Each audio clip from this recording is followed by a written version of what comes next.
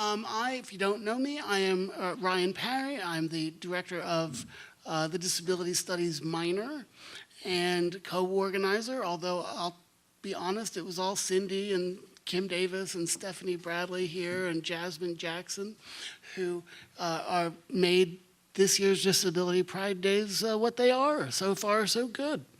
I'm really pleased to have these two fellow Eastern students who have volunteered to be on this panel and take your questions.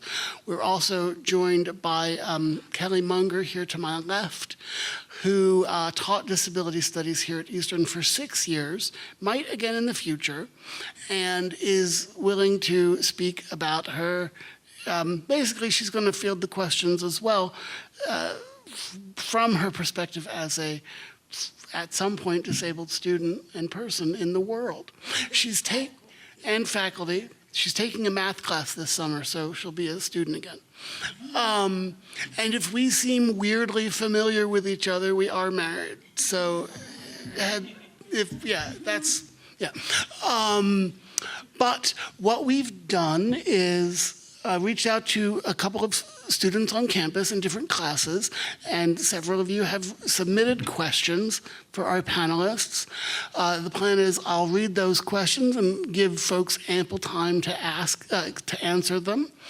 And then, if need be, open it up for a more conversational experience, not only amongst the panelists, but with you all. What I would like to do is, first, my idea was this, to read the questions in advance, have you all think to yourselves, what do you think their answers are going to be? Because I think that can be really interesting. And then once we hear what their answers really are, then maybe we could unpack that as a group. So I'll ask the questions, then I'll be quiet and ask the panelists to introduce themselves, and then I'll start asking the questions for real. Okay? Sound good? Sounds good. Okay. Here are the questions. I'll just read them, and again, just take a second and just think, I bet they'll say this, because again, I think that can be interesting. How do you define disability pride for yourself? If you could redesign one part of higher education with disabled students in mind, what would you change and why? What's one change you wish our school would make to be more inclusive? Do you feel a sense of community at EWU with other students with disabilities? Why or why not? What's something about your everyday life as a disabled student that you wish more people, especially professors and classmates, understood better? Can you describe a moment at school when you felt particularly included or excluded, and what made that moment stand out? These are long questions. What are some common assumptions people make about your disability or needs? And how do those assumptions affect your experience in college? Last but not least, is there anything we have, well, we'll have to see. Is there anything we haven't talked about that you think, that you'd like to mention? So, okay. Those are all the questions. There'll be no surprises. But yeah, could you all introduce yourselves, panel? Let me go first. Yeah. All right. I'm Cassie Greer. I'm double majoring. I'm a senior. I'm a communication and social work student. I am profoundly hard of hearing, and I apologize because for the first time ever today, one of my hearing aids decided on the drive here just to die on me. So if I ask you what, my bad. You guys gotta be loud today, so. Hi, I'm Delilah Alvarez. I'm a nursing major here. I'm a freshman. and I am autoimmune compromised with severe food allergies. I'm Kelly Bunga. I am a former active professor, and so I'm going to speak to the issue of what it's like to be a disabled faculty member, because it needs to get more attention. We didn't know Kelly was going to be on the panel until about 2 hours ago, but it should have been all the time, because you're absolutely right. If the title of our roundtable is "We Are Eagles Too," well, it's on both sides of the desk or podium or office door, and I think that's extremely important to remember. But let me start, and I don't care who answers in what order, but when you think about or hear disability pride, what does that mean to you?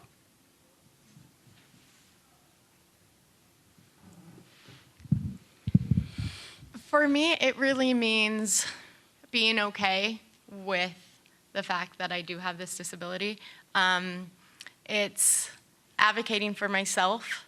I'm obviously an older student who's returned back to school, and I know that had I gone when I went to school right off the bat at 17, 18, I did not have that same capacity that I do now. And so it really is just being accepting of who I am as a person, because there's nothing I can do, nor would I want to change the fact that I struggle with hearing. But it helps me just accept that, like, this is my body and this is who I am, and that's really okay to be this way. For very much like you, it's the fact that I'm okay with being the way I am. There's no cure for what I have, and I'm okay with that. I just learned to love myself and just exist the way I am.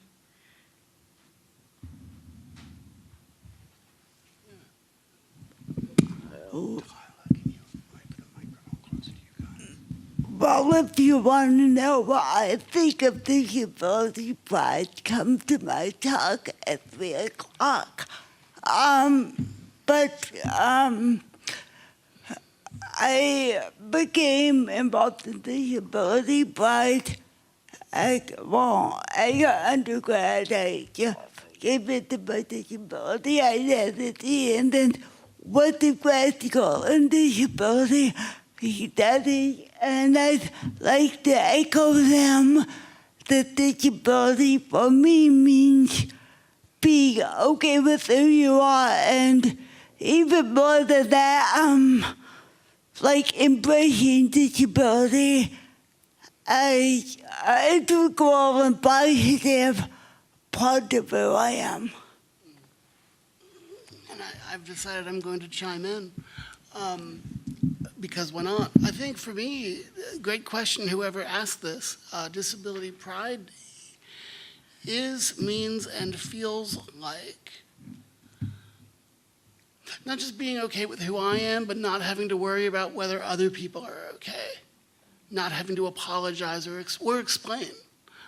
And that obviously manifests in big ways and in small ways, but I definitely know the difference, like most people, right? Yeah. And just to follow up with what you said, Kelly, yeah, so Kelly is the person who is the same Kelly that's giving the From Pity to Pride talk in this room after this panel. I'm looking like Delilah, like you have the questions here. Thank you, the three of you. Our next question is, if you could redesign one part of higher education with disabled students in mind, what would you change? What would you change and why?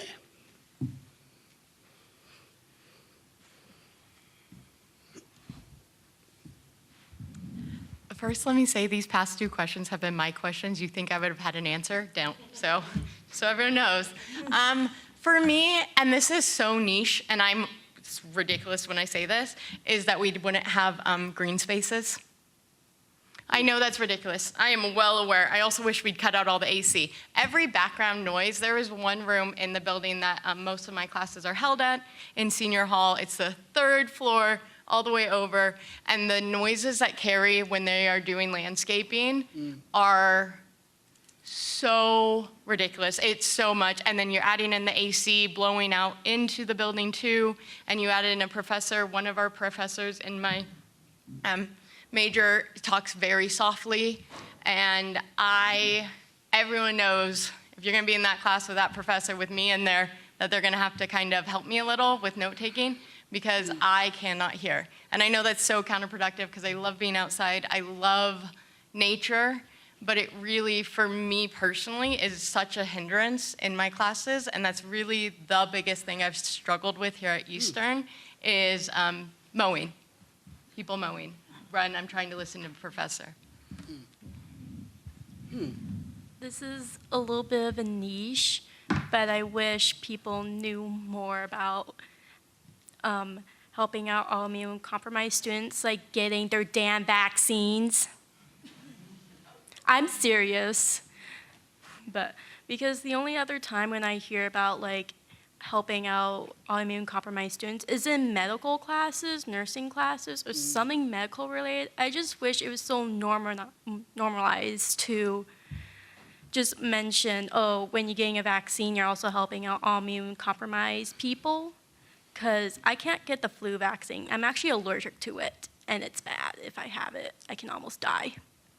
So yeah, that's what I wish people knew more.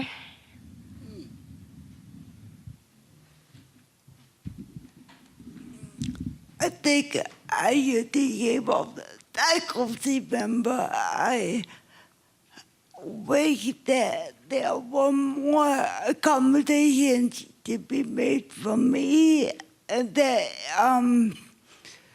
it wasn't only focused on the students. And I realize that there's limited because we only have 10-week quarters. There was like there's not a lot of wiggle room for it, but I've had to change a lot of assignments or drop assignments over the course of the quarter simply because I can't keep up with the grading, and that's ultimately why I stopped teaching, because I was spending all of my time doing grading, and there was no time like for my family, and yeah, I wish there was kind of an acknowledgement of the disabled faculty members and what we needed to.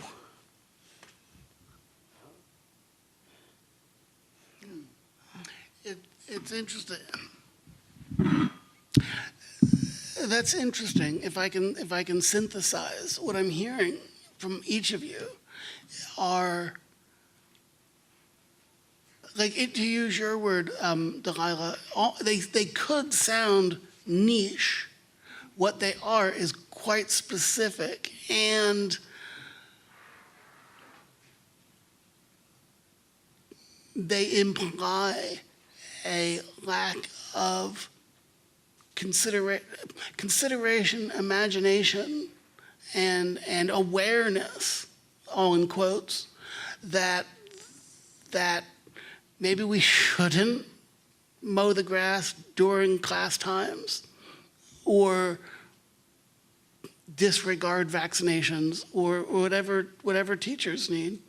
And I mean, I think when we say that, you saw me struggle with the right words for that just now.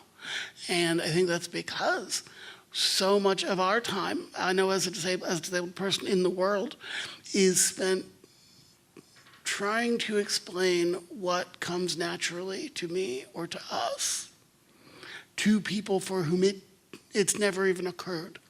Is that something that's not one of our official questions, but does that resonate with your experiences at all? And if so, would you speak to it? It's very hard to describe what it's like being immune compromised, but at the same time having food allergies.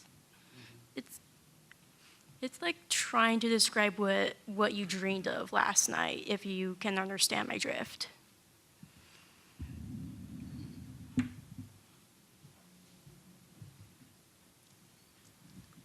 Oh, I was waiting for Cassie to say something. I know, but I don't really know what That's to say, okay. 'cause I'm just, well, I had a baby. I mean, I have 2 kids. Oh, that's right. But I had a baby 6 years ago, sweetheart, and now I can't have dairy at all. I had froyo, ripped a 3-inch hole in my stomach. I have had the rarest hernia you can have. It only happens in men over 70. I personally am neither of those 2 things, so. Right, super fun. And I know that I do a work study here at Eastern as well, and a lot of the time I work at 8 a.m. and getting all my kids into all the different areas that they need to be at. Sometimes I just come to the pub and grab breakfast. And the options, like, do you have to put cheese on every single breakfast sandwich? Real. Like, I don't want the maple sweet potatoes, they're so good, but I don't want them every morning that I work. So I was just thinking about that. Like, there's so much that when it comes to stuff that it is me specific. So it's kind of like, well, you can't really rock the boat, but it isn't just me, right? Like, there are so many people who can't have dairy. There are so many people, there are so many people, you know, we know that with the rise of headphone usage, that more and more people are becoming hard of hearing. So these are all issues that should be things that, that are affecting other people in this room, on this campus as well. And so instead of like not rocking the boat, even though these are very real problems for me, it's really hard sometimes to look at it as like the system of the university versus just a Cassie problem. One more thing about like the food here, like there's so much, you don't even, before you like get allergic to dairy, you don't realize how much dairy there is in the world. Because when like you're getting food, oh, it has dairy in it, it has milk, it has cheese, it has butter, and then you can't have any of those options. And then what you're left with is like very little food you can have. And that's why a lot of like the meal, because I'm a first-time student, I have a meal plan here. And a lot of my meal plan goes to Eagle Flax, and then I go to Yolks and then get food I can have. And me and my parents and my grandma, we are just over with the meal plan because we were told, oh, you're gonna have like food options, you're gonna have food options, don't worry, we're gonna make food options for you. Never has happened. I'm just left what the pub makes. I must say there's like disability stipulations where you know, when you use a wheelchair for a day and then you assume, somebody uses a wheelchair for a day and assumes to know what it's like to use a wheelchair for life. That's not what it's like. However, that being said, I broke my jaw several weeks ago, and it was wired shut for a few weeks, and I couldn't like go out to eat again. You know, there was literally like nothing I could eat, like I was restaurants, and so while I'm not ever, you know, claiming that I understand what it's like, I do have a little bit of a appreciation of that as an insignificant issue, and definitely constituting a disability or being disabled by public that they recognize that. Well, and it's worth noting that, I mean, you've all spoken to something that is, well, obvious to me, but in disability studies, we make this point that some of you might not have heard. We distinguish pretty fundamentally, we distinguish between impairments and disablement, where impairments describe someone's, the anatomical, biological, cognitive, affective, neurochemical what have you situation of somebody's body and or mind. And then disability or disablement describes the social, cultural, economic, and other sorts of ways in and through which people with particular minds and or bodies are marginalized, segregated, separated from a more majority culture. And so what I'm hearing is you saying right on, that distinction is real. That's a thing that so such that people have impairments and disability happens to you, is an everyday process. Does that sound right? Yeah. Okay. I'm seeing some nods and good. Well, thank you. Well, now to hopefully get to the opposite of that, part of the whole Disability Pride Days is disability culture and community, and the opportunity for disability to mean more than my problem, right? With that in mind, do you, either of you, any of you, each of you, do you feel a sense of disability? Excuse me, I'm going to read the question as it's written. Do you feel a sense of community at EWU with other students with disabilities? Why or why not? And I'll just say, if you don't, hey, there's two of you right there. You're friends now, right? And I'll say, if you don't feel a sense of community with other disabled students here at Eastern, if you did, what would that mean?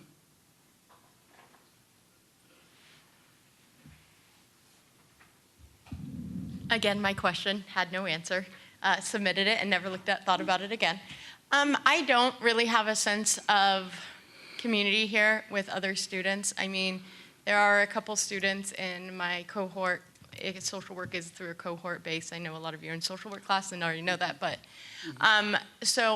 there are a couple people in my cohort who equally are a part of this club, and I interact with them in class, but it's not a sense of this is my community, these are people who I can reach out to or share things with. And in fact, just the other day, I was walking from the free parking lot, and there was a person who uses a wheelchair, and that road, especially when like the semis or the buses, I can't hear. I'm not gonna hear on a busy road with that much feedback. And he asked me to move so he could go down the sidewalk. And I didn't, because I didn't hear him. And he immediately started cursing me out and arguing with me that I have a disability and you're just being in my way. And I apologized, said, sorry, I didn't hear you, and walked away. And so it's not normally that way, but I know that I've talked about this before, I'm not deaf enough to be in the deaf community, and I'm not hearing enough to be in the hearing community. And so a lot of people get pit against one another in this community because, well, you don't know what it's like to be confined to a wheelchair. You don't know what it's like to be immunocompromised. You don't know what it's like. And you're right, I don't know what it's like, but we could build a better sense of community about it instead of kind of a me versus you all mentality that I've witnessed in my life. Very much like you said, looks don't really matter if you have a disability, but at the same time, a lot of people judge you if you look healthy enough, when that's not the case. I can get sick very, very, very easily. When I live in the dorms, right, at the beginning of the school year, there was a COVID outbreak. I got COVID. Wasn't fun. And then when frat flu was going around, like last quarter, I caught frat flu. 2 to 3 weeks I suffered. Was not fun. Do not recommend. But at the same time, it's like at the verge of like, you're not disabled enough, or like you don't fit into the very disabled. You're just like right in the middle. And mentally, it can be very taxing, even though I am disabled. But some people may say, well, you're not disabled because you don't suffer enough, or you're not disabled because you haven't suffered enough. That's just my 2 cents.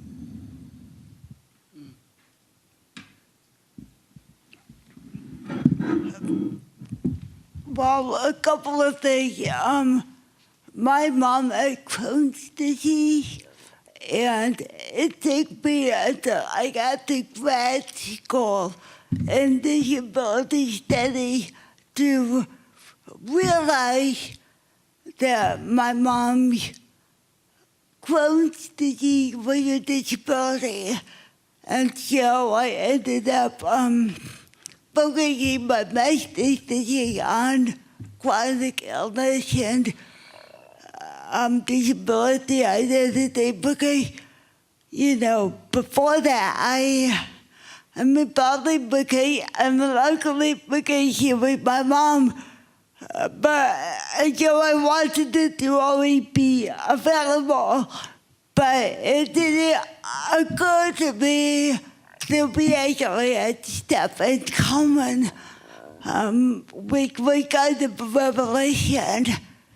And the other thing is that I struggle with anxiety, like very intense anxiety, and that is more disabling than anything related to my cerebral palsy.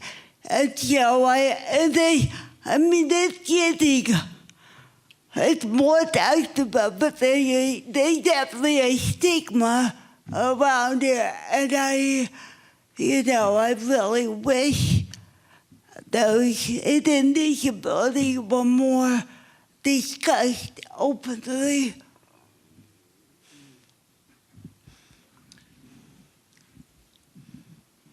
Yeah, that's me too. Okay, my instinct is to comment, but I'm not going to. I'm really not going to. So our next question is,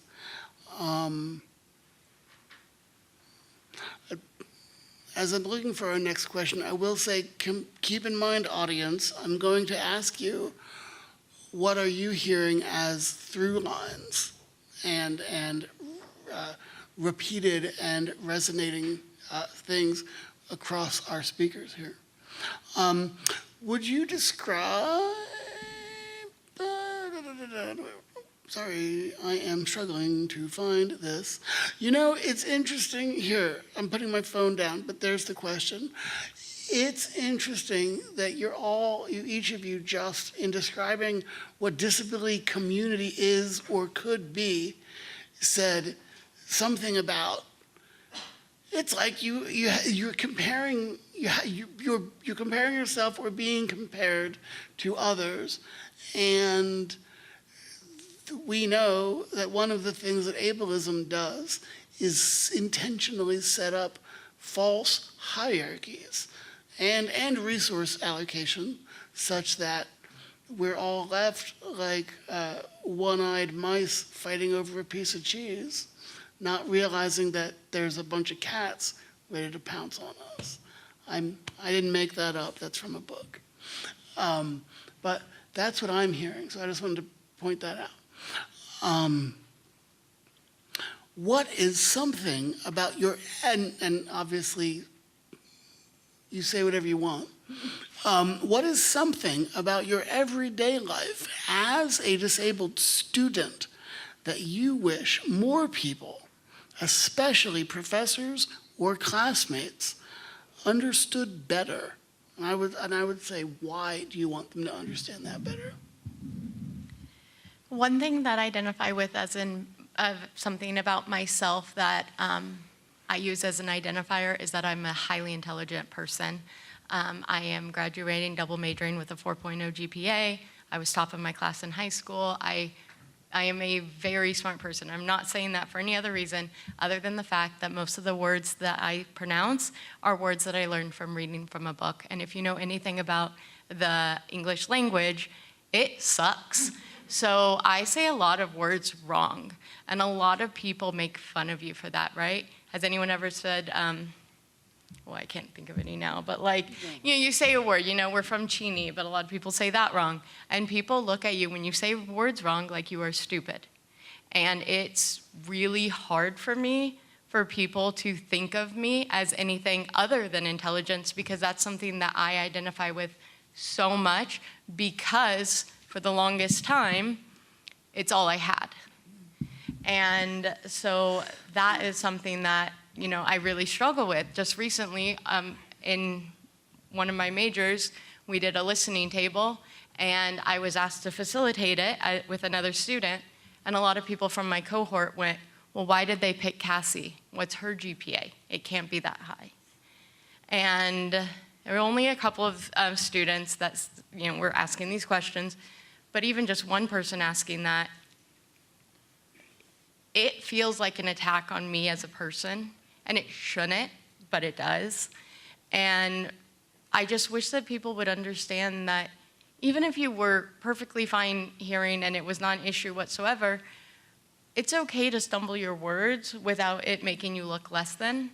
And so for me, that would be one thing that I really wish that people would understand. One thing is I'm still capable, like as what she said. I graduated with a high grades in high school, and now I'm here in nursing, like I said. And because I'm all immune compromised, I get sick a lot. Like as I said, I caught COVID, I caught frat flu, but I always make granted all the professors I've had here are really, really nice whenever I'm sick. So like whenever I'm sick, I email them being like, I'm gonna be out for like a day or two. For like COVID, a lot of them were like, oh, okay, please get well, get better, come to class when you're feeling better. And when I got frat flu, it just kept getting worse and worse. And they saw how sick I was. And even when I couldn't afford to miss a lot of classes, so I still came up with like a mask, and I was coughing. I had like pockets stuffed with tissues.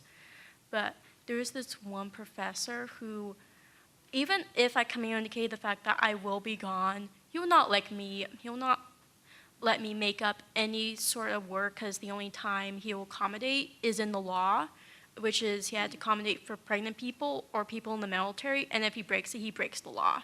So I know I cannot go to him, and I have him again. Pray for me.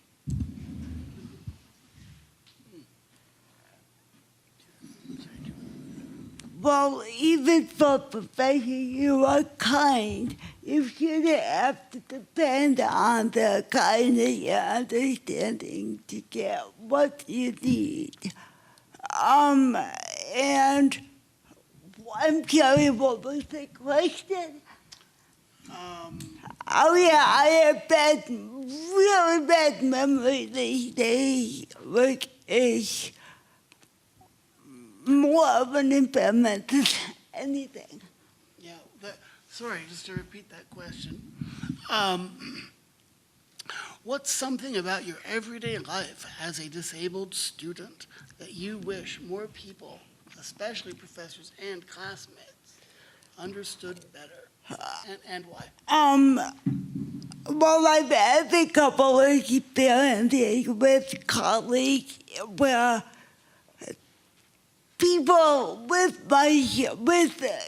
speaking impairments more significant than mine have told me that I should use a revoicer at company, and so I would speak, and then somebody would repeat what I said, and it was devastating to me, because they was somebody I really, really value their opinion. And I mean, Ryan would tell you that after he said this to me, even though it was meant with good intentions, it really, really hurt me. And I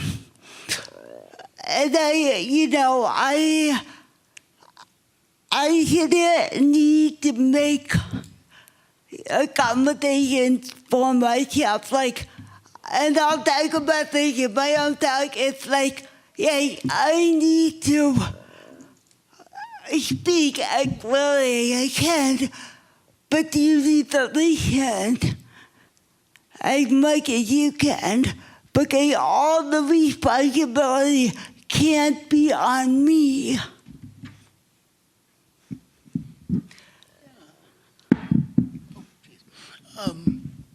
Okay, I had a thought, and I'm trying to remember what it was. And it was, no, Delilah and Kelly and Cassie, the whole point of anti-discrimination laws are that you don't need, your teacher doesn't have to be nice or mean. They have to follow the rules. And if we didn't have laws and policies like that, then it would just be up to, oh, is so-and-so nice or not? You know, I like to think of my classes as, I work hard to make things accessible. It's not because I'm a nice fellow. I like to think I am, but even if I'm the meanest jerk in the world, the class needs to be accessible. It's not a choice, on purpose. Yeah, so here, sticking with class things. Okay, this next question is asking you to think, and if you can, to describe a moment, and again, you can go into as much detail or as little as you want. But would you, please, describe a moment at school, I'm gonna say here at Eastern, but we can just say at school, whatever that means, when you felt particularly included or excluded. I would like you to do both. And then speak to what made that moment stand out for you. Or why do you think, as you're thinking of it right now, why that one? I'll start just to give you time. Oh, but I had a great you've got it. example Oh, you got this one. of your class. Uh-oh, I messed up. Oh, yeah, Okay. you went on about how accessible it was, and sorry. No, So- oh, see, hey, can I caveat by saying access is always a work in progress? So I'm going to have to give you a little backstory about me. My parents were incredibly abusive, just to me, not to my siblings. And I went to college straight out of high school, University of South Florida, and we would sit at like study groups, and I'd be in these huge lecture halls with 300, 400 people, and we'd go to study groups, and these kids would have all these notes, and I'd be like, where the hell did you guys get these notes from? And they're like, from the teacher, when he was lecturing. You could hear that. I have been profoundly hard of hearing my entire life, and my parents literally just didn't notice. I got my hearing aids December of 2019 after a huge blowout with me and my husband about how I couldn't hear an alarm on the coffee maker, and he was just so mad at me. He's like, it's time to get this checked. And I did, and I found out that I am profoundly hard of hearing, and got my hearing aids at that point, only to go straight into COVID with masks. And so that being said, when I went back to college, after my husband got out of the military, I was really nervous. And he kept telling me, it's Eastern, anyone can pass Eastern. It's just Eastern, it's fine. And so my first quarter, when I met with the advisor, as freshmen do, they suggested a disability class. And I was like, you know what?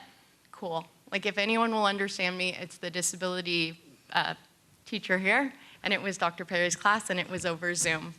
And in that class, there was one person in that class who always had the closed captioning automatically on her screen. And it was the last day of class, and we're just kind of talking, as one does in these classes. And I just said, hey, I just really want to thank you for having that on and just doing that. It was such a small thing. But I was so terrified to go to college again, and so terrified that I wouldn't be able to hear. And this one student just turning that on made the difference. And from that point on, Dr. Perry told me from then on, he would make sure that every student in his classes over Zoom would turn that on because it was such a small thing. But it wasn't him who had that. It was just another student who said, you know what, if this will help, it will help. So that's one way that I definitely felt included in a way that just happened. And then excluded, probably be one of my classes right now. And if you've ever been in senior hall, you know that the inside buildings are really warm, and everyone complains about it. I love it. I'm a cold person, so I'm like thrive in those classrooms.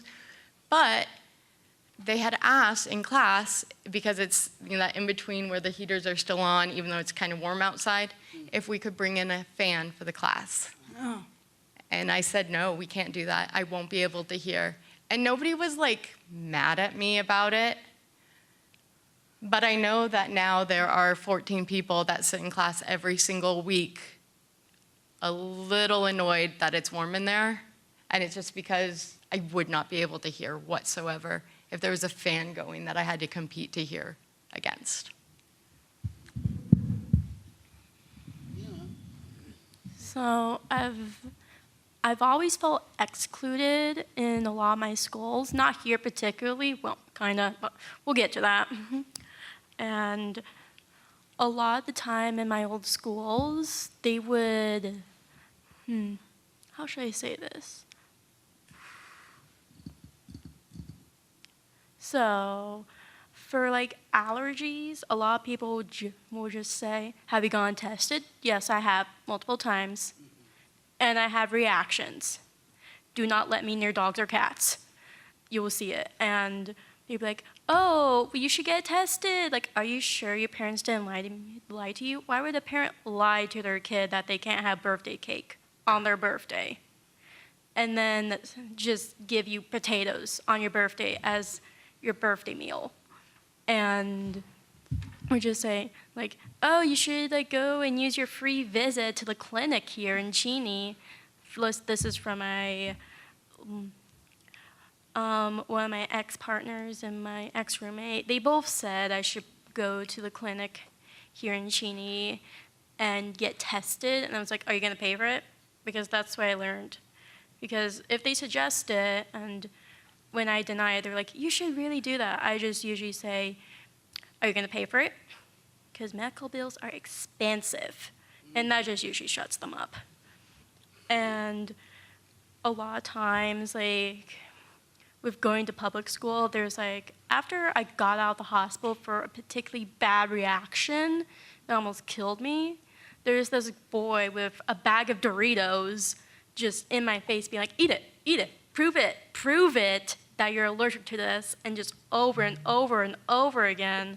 And when I told the counselor, like, hey, this is what happened, he was like, you didn't have to go and tell on me, when literally it was just a safety protocol. And they just laid into the fact that I have severe food allergies. But included, I still be his class because it makes disability normalized.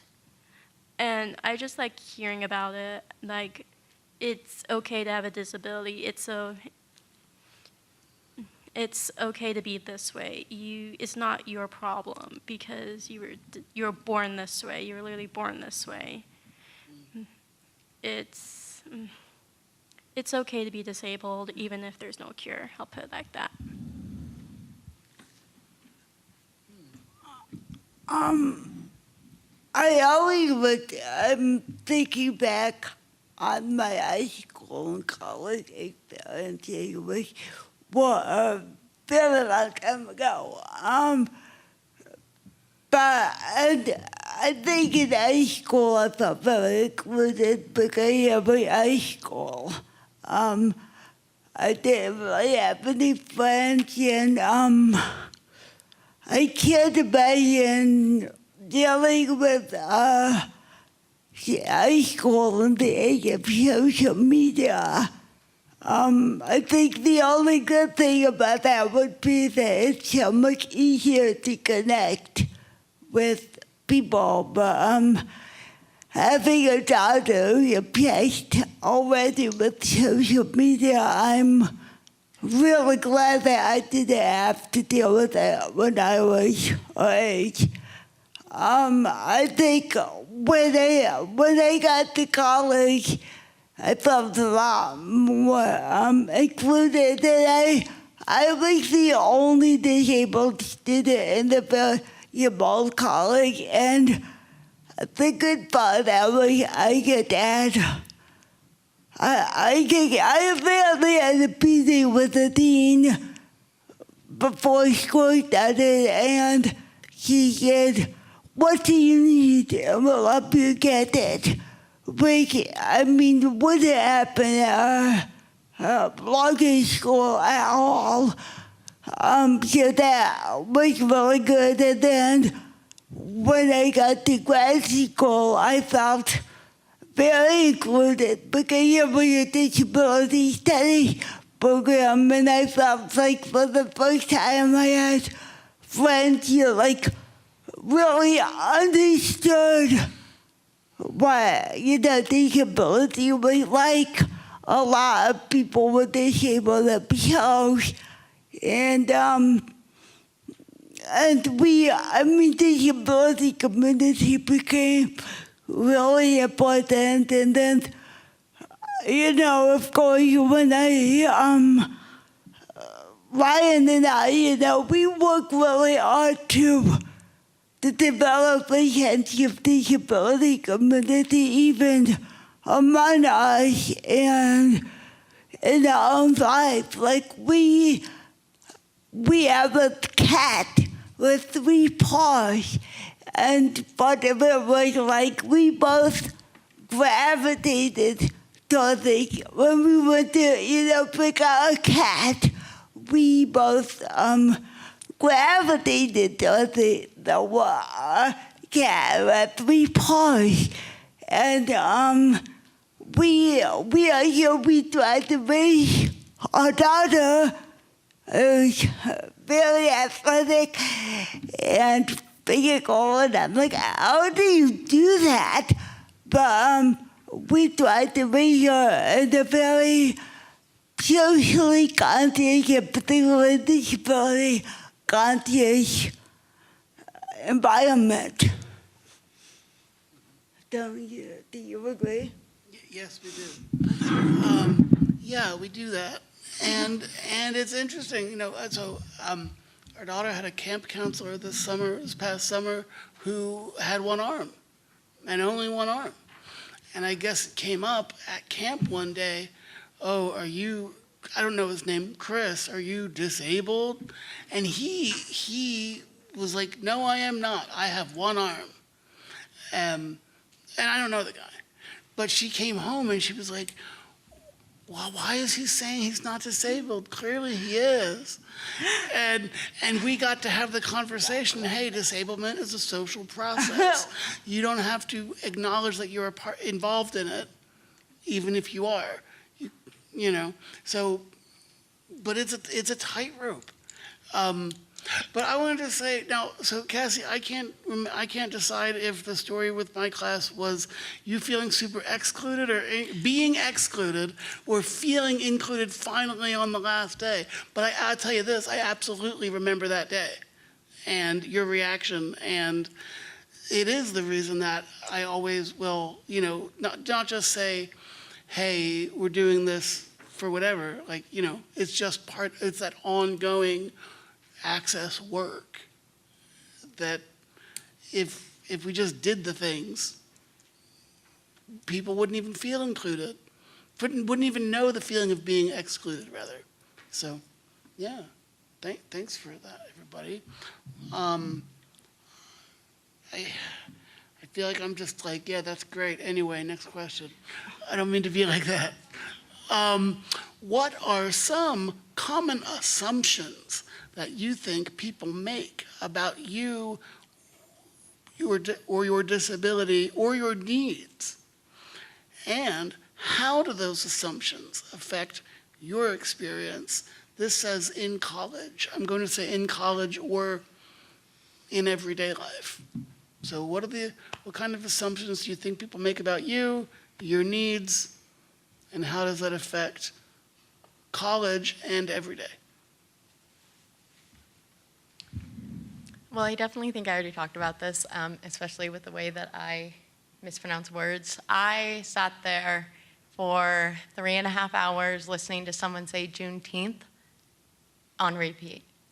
Because I'm a social work major, and if I come in there and I say it wrong, so many of those kids would have had thoughts about me, would have said things, and I didn't want to do that. And I wanted to make sure that for more than just that, but that I could actually understand how to pronounce the word. And it took me 3.5 hours. So it's not easy. And if it's important, I'm going to put in the work. I'm just not going to put in the work for some words. It's not worth it. But a lot of that is you're not smart, you're stupid, you don't know what you're talking about, why are you in college? You literally, people said to my face, or they just laugh so lovingly, oh my God, you said that? It's that. God, yeah, that's so funny. No, it's actually not funny when you laugh and joke about the fact that I mispronounced a word because I've only ever read it instead of being able to hear somebody actually say it. And it's a struggle. And so that's one that the biggest assumption I get in my life is when I mispronounce words. I have a couple. It's being pitied, people tell me, oh, I'm so sorry, oh, that's sad. That sad comment came from a waiter when me, an old friend, and my old roommate decided to go to a restaurant, and I do not like to go to restaurants because they usually don't have stuff. Even after I explained what I have, they just said, that's sad, to my face, and left. And saying comments about my body, being like, oh, you have so many allergies, where at least you're so skinny. I'm like, that's the last thing I want to hear. Because I had old friends being like, well, at least you're skinny in an argument. I'm like, that has nothing to do with the argument. In fact, you're just proving that you're insecure. Because the reason why I'm at this weight at this time is due to my allergies. I'm allergic to so much, and I try very, very hard to eat like a normal person, eat 3 meals a day, and just keep up. Just to make sure I have enough energy for the day.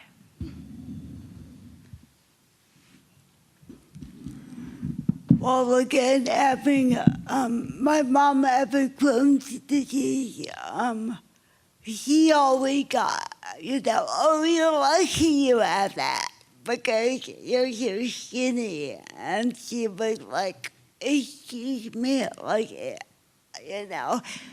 And I mean, again, the ignorant allegation. But a couple weeks ago, my dad was getting a haircut, and I was talking to a stylist and another stylist, and about my breaking my jaw, and oh, you must like a lot of weight.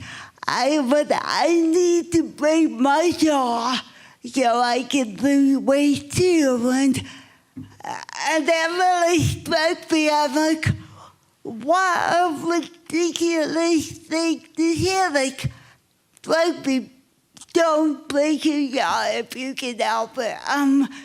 But I think, I've gotten champions forever, mostly related to my speech, and my idea of speech is being correlated with intelligence. When I was younger, I always emphasized my intelligence, and I still do sometimes, I try to recognize that I could be problematic from a disability studies point of view, saying, in the degrading people with different intellectual capabilities, but it's difficult not to not to sneak it in there somehow when I know that people are like looking down on me, you know, and particularly there's a lot of discrimination out there related to parenting and questioning whether disabled people are fit to be parents. And I knew that, like, when we were, you know, pregnant, I was very concerned that our child would be taken away. And I think the fact that there wasn't that question was likely because of our privilege, being white, having economic status, having the ability to have a full-time nanny, being academic. But that's probably the very worst assumption, that people with disability can't be good parents and subsequently have their kids removed from their home. And I mean, that terrifies me, and to this day, thinking about the idea of that happening really breaks my heart. Yeah, can I talk about that first one real quick? Although if anybody wants to take a 9-year-old for a while, be my guest. Well, see, that's just perspective. No, I remember if it, I have another question, but I remember coming home with our daughter the very first night after the hospital, and Kelly was like legit staying up, looking at the front door, looking at the window like someone's gonna bust in. And it didn't happen. But apparently you're more open to that now. Yeah. Okay. I'll give you an address. Okay, all right. Okay. The best hours for stealing the daughter. No. She's quite nice most of the time. But well, we do have our little last question, but I would invite you, if it's okay, to speak again about this as much or as little as you'd like. We've had you up here.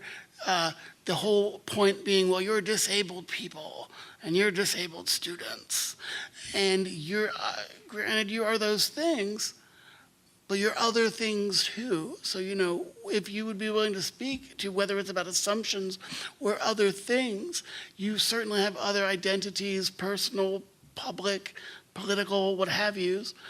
Would you speak to the way that disability identity intersects with those other aspects of your life?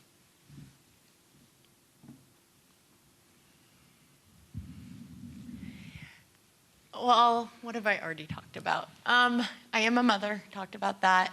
And the whole catalyst was my family getting pissed at me for not being able to hear things. And lovingly, okay, I've been married a long time. I can say that. I've been with my husband longer than I haven't been with my husband at this point, and I have one kid's almost 16. Like, it's fine, okay? But it really became this thing where everyone knew we're not talking to mom in the car because road noise. And so, like, it shaped everything in my family for so long. Probably caused a lot of damage to my daughter. Just, it's fine, she'll survive. We'll pay for therapy, it's fine. But I also read so much, and a lot of that is because I couldn't hear, and I've always read because you can escape into a world.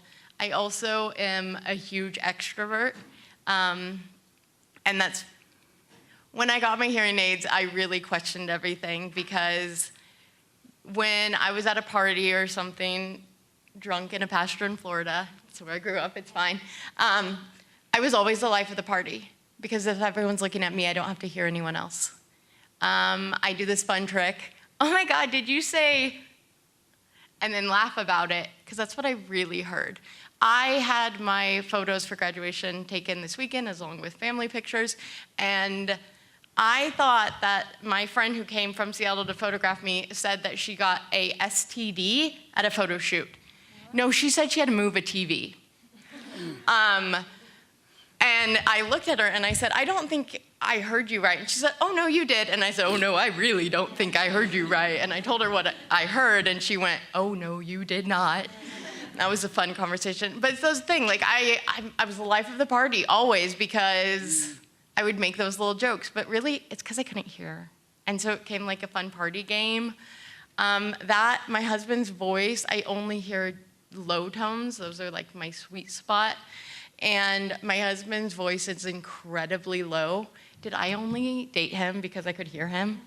Like, do I actually like him? Of course you did. That's what you married. I don't know about that, but so it's like everything that when you really look back and think like how much my hearing loss really dictated my life and the things that I do. I love to sew.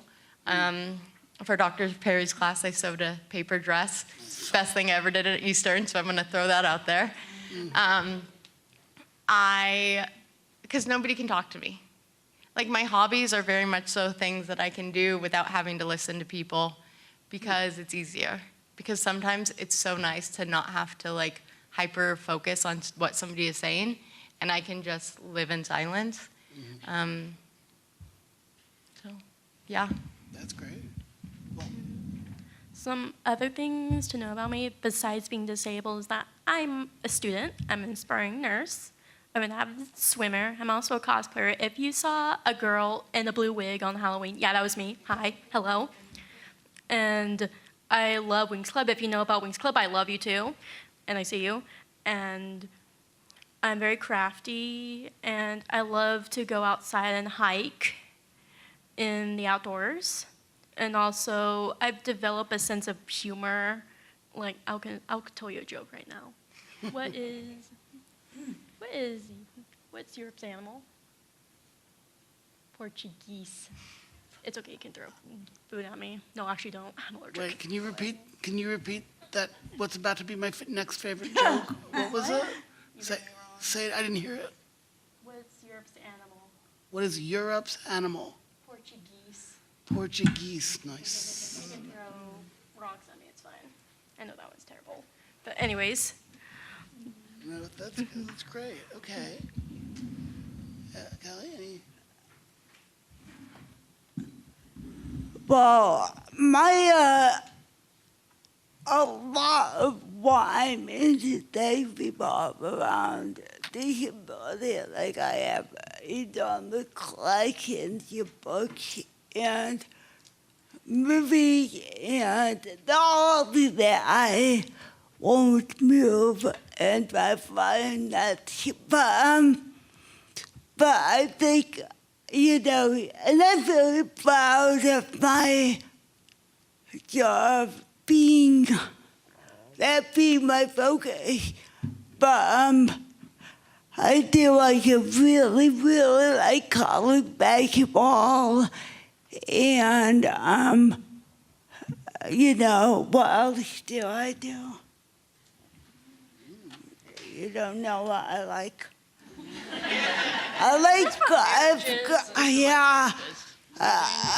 Reading, cooking, hanging out with my daughter, mostly basketball from November to March or April. That's all I do. But yeah, I mean, it's important that people know about disability, except I kind of am, but that's my choice. And I'm happy about that choice, even though I acknowledge that I have too much stuff. It is a lot of stuff. But that's good. Well, I want to know from you all. I'm sorry, we have about 10 solid minutes left. Is there anything else that you haven't talked about that you'd really like to talk about? And then if not, yes or no, that's fine. But if not, I'd love to open up the conversation, and we've got somebody, Dr. Nover is going to be running the microphone, and if you could just make it known that you have a question, she'll bring the microphone over to you. In the meantime, and remember, I asked you, how did their answers differ from what you thought they would be? I'd love to hear that. But first, is there anything that you haven't said that you'd very much like to say as part of this?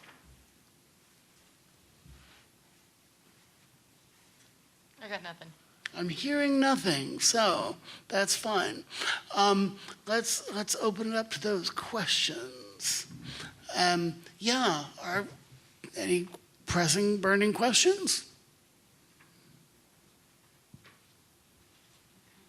Yeah, don't raise your hand for me. I will not see it. Maybe you should mention that you're. Hi, I'm sorry. Did not catch what your name was on the far right, far left on your end. Hi, I'm Cassie, again. Cassie, a lot of what you said really resonated with me, partly due to the whole invisible disability part where people don't really see you as somebody is disabled, and I am somebody who considers myself newly invisibly disabled, I guess. So you mentioned a lot about like restructuring your entire life. You've grown up your whole life having to adjust and adapt, and it has changed your life drastically in so many ways. Like you questioned if you even like your husband for who he is, if not just for his voice. I really like that, by the way. But I just wanted, so I broke my ankle 12 months ago almost, so it's been a huge adjustment for me. And when you were talking about restructuring, I wanted to know, how exactly do you like accommodate yourself? How are you supposed to like come to terms? I still view myself as something that I'm trying to fix. That my broken ankle, it's healed, but I'm still trying to fix it. You know, it's a problem that I constantly see as an issue that needs to be fixed. So my question is, how do you restructure in such a way that like, it's impactful, right? But how do you personally do that? So it took a lot. It was not overnight, right? I remember, right, I started college I think I was in Dr. Perry's class 2021, and at that point we had to write an op-ed about something, and I don't know if anyone knows this, but the government was so great about mask wearing that they exempted anyone who was deaf or hard of hearing from wearing a mask. And I'm gonna be real with you guys, me not wearing a mask didn't affect my hearing. It was you guys wearing masks that really made it hard to see. But don't worry guys, I was exempt. And I newly wearing hearing aids, right? I'm sure my husband had been yelling at me for 10 plus years at this point that I was deaf and just to go get checked out. But I was finally wearing hearing aids, and it was a lot, and I cried a lot. It's a lot. I don't know if you know that the birds make noise. I don't know if you know your car makes noise. It's a lot. And it was all new and fresh to me, and I didn't feel like it was my place. I was like, but I'm lowercase deaf. I'm not actually deaf. I'm only hard of hearing. Sure, I'm profoundly hard of hearing. I'm the most hard of hearing you can get before you're just deaf. But I still didn't feel like I had a place. And I didn't feel like it was my right to even be able to write this op-ed about how ridiculous it was for me to be exempt when what we needed were masks that accommodated people being able to read lips. And we didn't have those. We had the plastic piece that would fog up. We even have them at Eastern, in case you're wondering, so it's great. They don't work. But it was a lot of just looking at myself, crying, and then crying some more, and then crying some more, and then realizing I could either sit here and cry, and I can sit here and make this a whole thing, and I can sit here and just be upset over everything and be frustrated about hearing aids. They hurt, they don't feel good, you have to get used to them. It feels like there's wax in your ear 24/7. all this stuff, and I was dwelling on all of that. And it was affecting my kids, it was affecting my husband, it was affecting every part of my life because I just felt like I was a shell of a person. And I really had to sit there and go, okay, well, you know what, today I'm gonna accept this about it. Today I'm gonna accept this, and just really building on that until it became something where I can, you know, I'm old, I am 36 years old in college with a lot of 20 and 21-year-olds. I already don't fit in here. I already am kind of an outcast, and they accept me. And it was just those little things that I kept telling myself, like, look, I do fit in, I do belong, and I'm going to make my life easier because the alternative was just sitting around and crying.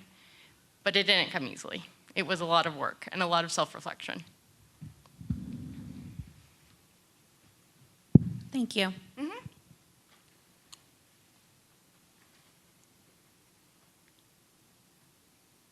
I promise I don't bite. Ask more questions. Unless you're my husband, because, you know, we already said I don't like it. I have Well, we kind don't of a question that's like kind of complex. Since I'm holding the mic, can I ask it? Please. So I heard at least one of you, maybe two of you, talk about having to kind of like overcompensate or overemphasize things like your intelligence because there can be like a corresponding belief that something about what people see as your disability affects your intelligence. And so it's kind of like, let me make sure that everybody knows I'm intelligent.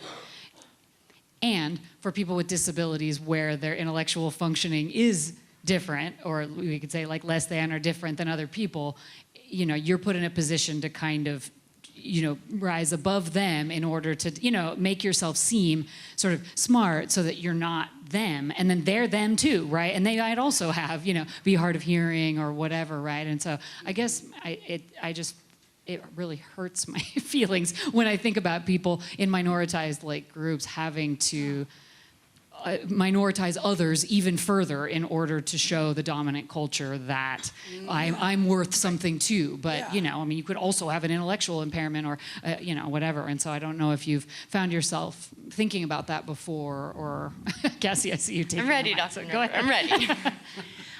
For me, I know, for me, my intelligence is based on a trauma response, 100%, right? I don't care about anyone else. It was just growing up, I was told I'm less than my sister, I'm less than my brother, I'm less than everything. I remember probably like first or second grade coming home with a report card and I had all A's and my mom threw the report card away. My dad beat me because, well, your sister got a C. And how dare you come and flaunt that in our face? So it's not something I ever like flaunt.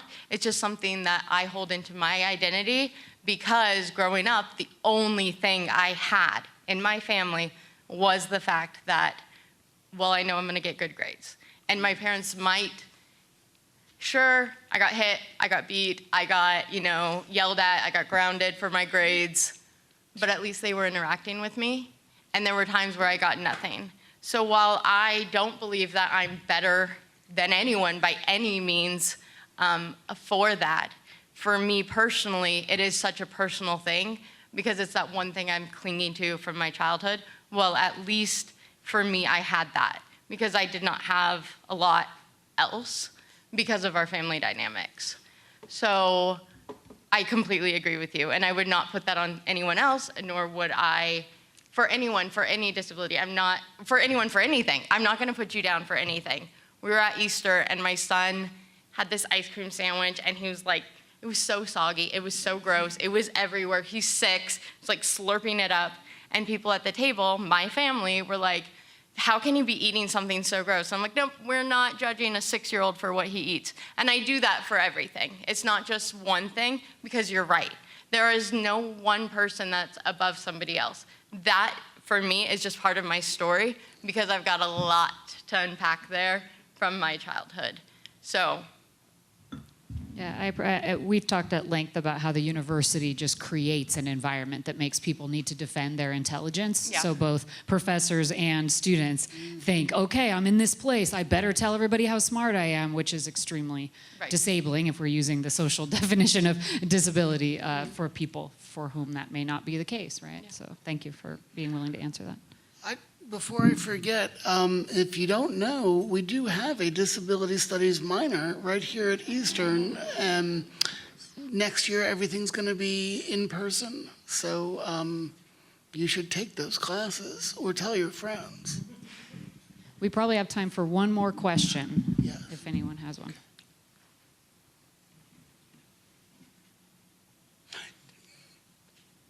If not, do you have, this is the first time, as far as I know, the three of you are meeting. Do you have any questions for each other or from the audience, for the audience? Something to keep in mind, to take away. But like I've met Kelly a lot. Oh, then, That's a lie. then you do know each other, okay. But if not, no pressure. Should we just say thank you and? Oh, I can tell. I'm going to talk. So I said I made a dress for Dr. Perry's class, and I'm going to tell you guys about it because it's beautiful. So we had to do something. It was either write a paper or do a project. We all know what most people picked in that class. Let's be real. So I sew the costumes at the high school for the drama department. Everything I'm wearing, I've sewed myself. And I found a book from the 1940s that was about adaptive fashion for people with disabilities. It's a PDF book, and it is god-awful. Nothing about it is about being adaptive whatsoever. And so I had it printed, and I interfaced it, and I sewed an adaptive outfit, an actual adaptive outfit, out of that book. And so I think that I want to share because I want to brag, but I also want to share because it's stuff like that, is that the more that we learn about things, the more that we learn about the limitations that people have, the more that we are able to adapt and to actually make things that are helpful. And so it's amazing to have these kind of conversations, these kind of discussions, and really further this conversation, because I guarantee I have multiple professors I've taken this class. I guarantee none of them knew that I can't hear in senior hall 300, whatever that room is. I guarantee nobody even knew because I don't, but because I'm here having this discussion, these things do come out. And there are things that you guys said that are news to me that I wouldn't have known about. And just really furthering that discussion is so important. Because as time changes, we do learn so much more.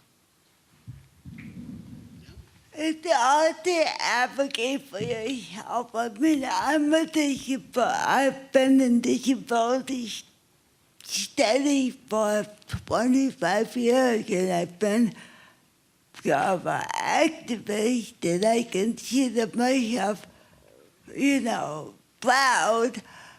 But it's really difficult to take that step and thinking what I need. Like my daughter, when she started school, I had to take her like 5 blocks to the bus stop, and it was okay until it got to be cold and I got stuck on my scooter in the ice. And I didn't want to rock the boat by telling them that I could have to move the bus stop.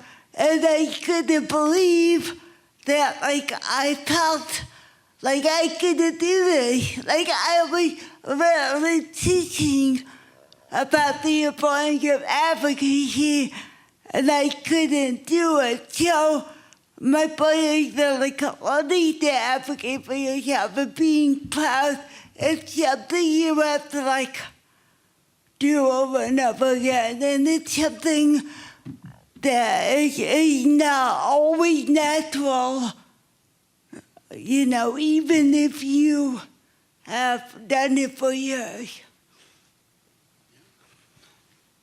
Yeah, well, thank you.